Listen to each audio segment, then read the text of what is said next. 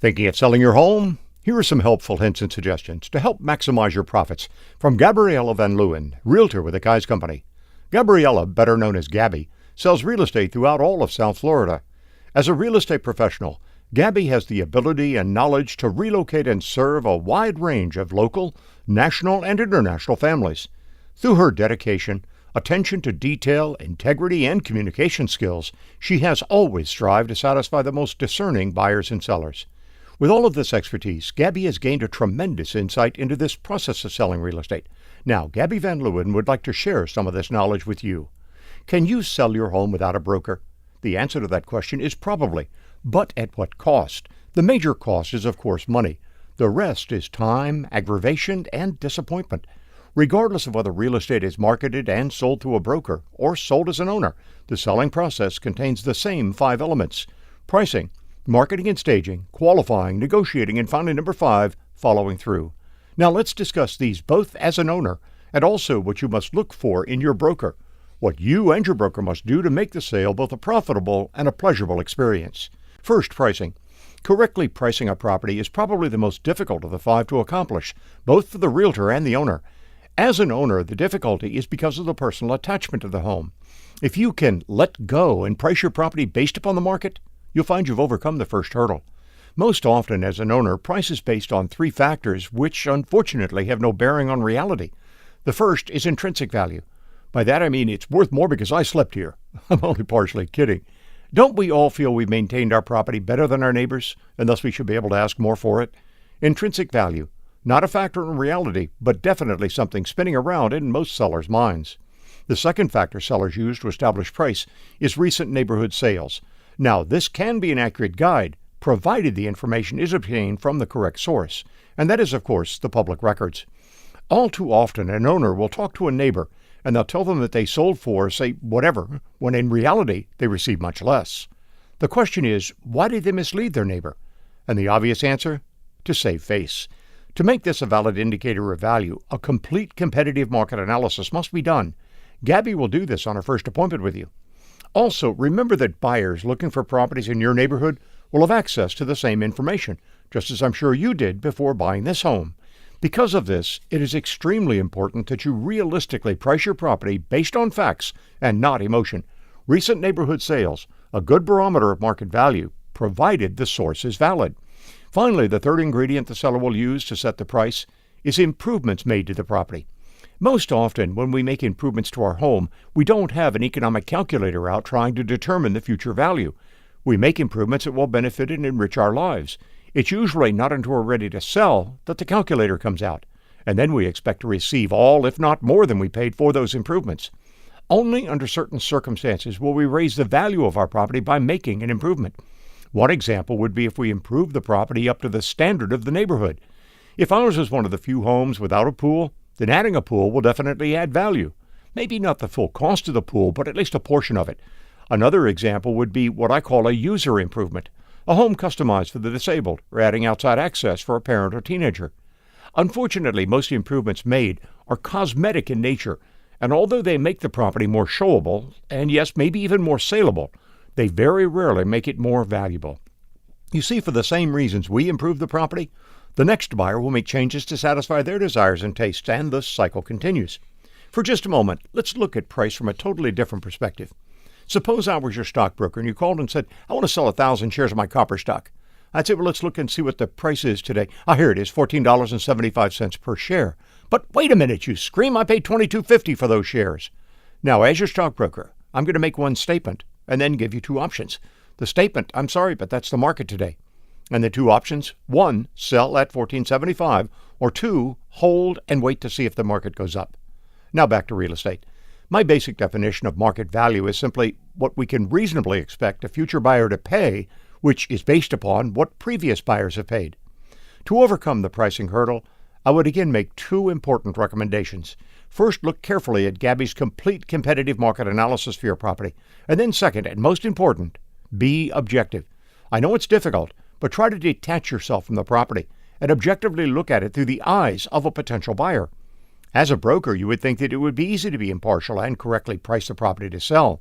I mean, with all of the tools and vast amount of information available at a keystroke, we can make a very professional competitive market analysis. Unfortunately, many times in an associate's excitement and enthusiasm to take the listing, they may not be as firm as necessary when establishing market value. Also, be cautious of the salesperson that simply asks what you want to sell for and then says, "No problem, we can get that." One of Gabby's mission statements is that she will always provide the seller with a complete competitive market analysis, which shows the honest and fair market value. She further agrees to only enter into a marketing agreement with a seller who is realistic regarding the fair market value of their property. Price the property to sell, and it will. The second area requiring your expertise is marketing and staging. Marketing can be defined as the ability to expose a property to the greatest potential market in the hopes of finding a buyer at the highest possible price and in the shortest time. Now, agreed, a broker has a tremendous advantage in this area, but it is also true that an owner can still market their property. As an owner, you must first make up a complete and detailed fact sheet, very similar to the multiple listing service brochures you may have seen on other homes for sale. Also, include multiple photographs. Have at least 1,000 of these brochures printed, and then begin an intense marketing blitz. An immediate source of exposure will be to the brokers that have properties for sale in your neighborhood. Deliver a dozen to each salesperson that's marketing a property in your area. Next, make sure that all of your neighbors know that your property's for sale.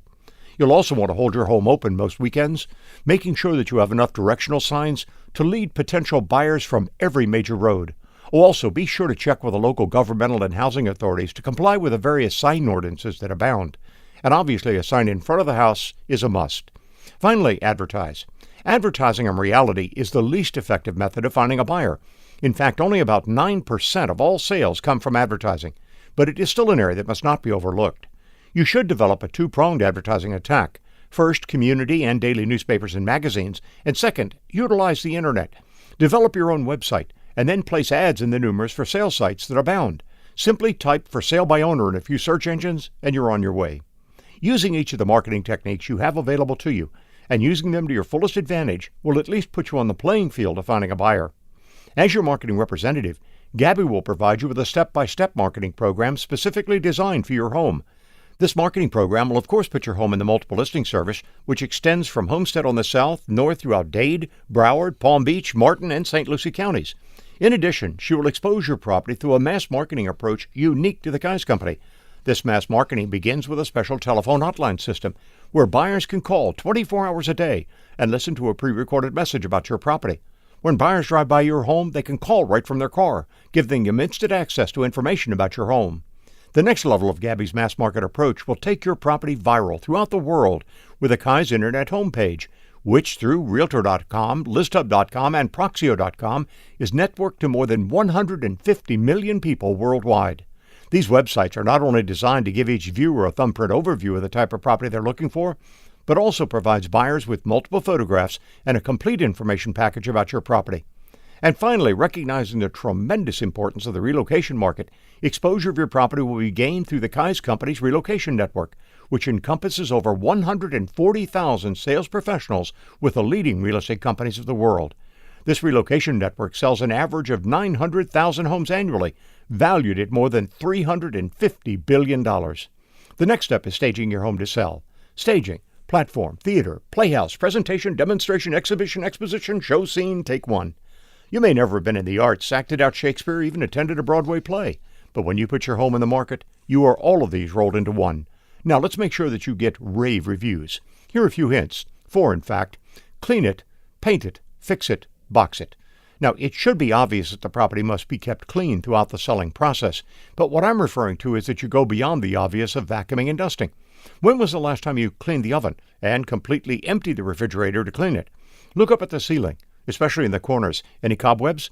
Clean around each light switch for handprints. And also, if you have pets, check to see if they've left marks from rubbing against the baseboards in their favorite room.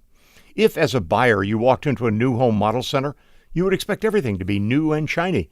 Well, in a resale, even though everything won't be new, you can make it shine. Painting is next. I don't advocate painting the entire home, unless, of course, it needs it. What I'm referring to are the touch-ups we seem to put off forever. Check the corners of each room where the paint has been rubbed or chipped away. Oh, by the way, go to the local office supply store and buy a few colored markers. For these small areas, it makes touch-ups a breeze. And one last thing, if you have teens, especially creative ones, and they've decided that this year's coolest colors are mauve and hot pink, You might want to diplomatically suggest that an off-white might be a more appropriate color for the selling season. The third area of staging is fixing. Everything from the dripping faucet to the loose handle in the kitchen cabinet. If it's broken, fix it. And finally, box it. One of the best-selling features, and one that women always notice, is the amount of closet space. Take a look at your closets. At least half, if not more, of the stuff on the top shelf and on the floor in the back probably hasn't been disturbed in over a year. Go to the local moving and storage company and buy 5 to 10 good-sized boxes. Pack up all of these treasures and store them in the garage. Or better yet, while you're at the moving and storage company, rent a warehouse for a few months. Do you remember those 3 words, showable, saleable, valuable? Well, when it comes to staging your home to sell, these words take on a whole new meaning. By doing everything we've discussed, you'll definitely make your home more showable, which means it becomes more saleable. And yes, even more valuable. At least more valuable than if you didn't do them. The third area of expertise required to successfully sell your home is qualifying the buyer. And there are 3 areas that need to be explored when qualifying a buyer. The first is financial, and this is an area that is best left to the experts. The qualification criteria are in a constant state of flux because of the volatility of the mortgage market. With interest rates changing daily, the qualification requirements change just as rapidly. The Kai's company has its own mortgage company, Kai's Mortgage and Title, and Gabby has chosen a loan representative to specifically work with her. The mortgage representative will call and pre-approve her buyer right on the phone. Whenever your home is shown by Gabby, you can rest assured the buyer is financially approved to buy. The second area of qualifying is the buyer's wants, and third, their needs. Now, it would seem that a buyer's wants and needs would be the same, but not so. A buyer's wants are those things that they will verbally tell us they're looking for. I want a 3-bedroom, 2-bath with a pool, 2-car garage in this neighborhood. Unfortunately, what they end up buying is a 4-2 on a canal in a totally different area. And the reason is their needs. People don't buy bricks and mortar. They buy romance, prestige, safety for the family. Even ego and status come into play. It is a major part of the selling process for Gabby to totally qualify the buyer in all of these areas before she shows your home. Negotiating comes next. To successfully negotiate with a buyer, 2 things are very important. 1, you must always understand the buyer's position. And number 2, as I mentioned earlier in pricing, try to be objective. In other words, don't let your emotions take over. As a sales professional, Gabby has been trained in the art of negotiating, and yes, it is just that, an art. Because she has fully qualified the buyer before showing her property, she knows exactly what motivates them. She has found as an example that the buyer's children are at the center of their world, and your home is not only on a cul-de-sac, but has a streetlight in front. You also have a wooden jungle gym set in the backyard that because your children are grown, you're leaving for the next buyer. All of these items will become a part of the negotiating process. As an owner, try to understand a buyer. First, ask yourself why they called directly or knocked on your door. In other words, why aren't they using a broker to find a property? And the answer to that question is simply that they believe they can get a better price because no broker's commission is involved. Remember, market value is market value. It is based upon what other buyers have paid for similar homes. And since better than 83% of all homes are sold through brokers, the market value price includes the commission. It is not added on top. The last area of expertise is follow-up. With a signed contract in hand, now the real work begins. You have a date set for closing that is probably 30 to 45 days away. For the closing to go smoothly, there are no less than 6 different agencies, and usually a dozen or more that will be involved. Let's see, there's the mortgage company, the title company, 1 or 2 insurance companies, inspectors, surveyors, not to mention attorneys. Even though it's the buyer's responsibility to apply for the mortgage and contact the insurance and inspection companies and so on, remember, it is your closing. To the mortgage company, this may be only one of 75 homes that they're closing this month. But to you, you see, what we must do is make sure that your file is always on top of the stack. When your home is sold by Gabby, she will constantly be calling these agencies to keep this process running smoothly and will always keep you advised as to what's going on. I would suggest that if you do sell your own home, that you do exactly the same thing. Make up a sheet with every company, agency, and person responsible for each facet of your closing. Make a few copies so you have access to one at all times. And when you find yourself with a few minutes free, start calling. Gabby Van Leeuwen would like to share with you a concept that has helped shape her real estate career. Don't be afraid to help the sellers do what they want to do, sell the property themselves. Well, of course, Gabby wants to market and sell your home. That's her profession. But she has also found that by helping you try to sell it yourself, by answering questions you may have, by providing professional expertise, she has laid a foundation for her future. After selling yours, you might need help in finding the right home. Or if you know of someone that might need her services, she would hope that you would think of her. And of course, if you're not able to market and sell your home, well, Gabby is only a phone call away. Throughout her real estate career, Gabby has always tried to impart to buyers and sellers a basic philosophy. Give to the world the best you have, and the best will come back to you. Good luck. Gabby Van Leeuwen wishes you tremendous success in selling your home.